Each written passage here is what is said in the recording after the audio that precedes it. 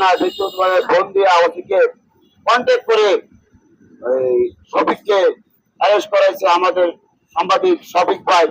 আমরা এইটাই বলতে চাই, শফিক ভাইকে যদি 24 ঘন্টার মধ্যে তাকে মুক্তি দেওয়া বা জামিন না দেওয়া হয়, প্রতিটা ফায়ার সার্ভিসের সামনে আমাদের ব্যক্তিগতভাবে সারা বাংলাদেশের যত ফায়ার সার্ভিস আছে, আমাদের যে সাংবাদিক ভাই বন্ধুরা আছে, সবাই আমরা একত্র হয়ে এইটার প্রতিবাদ নিন্দা জানাই।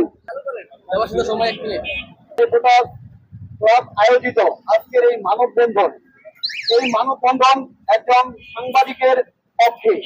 যখন সাংবাদিকরা কলম চালায় ন্যায়ের পক্ষে, তখন সেই সাংবাদিকদের ন্যায়ের পক্ষে কলম বন্ধ রাখার জন্য এক শ্রেণীর কুচক্র দামিয়ে রাখার চেষ্টা করেন, কিন্তু এটা দামিয়ে রাখা যায় না। একজনকে আপনি দামিয়ে রাখবেন, কিন্তু আমরা আজকে রাস্তায় দাঁড়িয়েছি শতজন।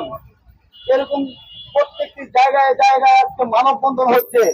থেকে দাবি জানাচ্ছি, নিঃশর্ত মুক্তি চাই আমাদের ভাইয়ের, না হলে আমাদের কলম আরো জোরালো হবে। আপনাদের চাঁদাবাজি, আপনাদের দুর্নীতি মানুষের প্রকাশ্যে সামনে আসে। এই বলে আমার সংক্ষিপ্ত বক্তব্য শেষ করলাম।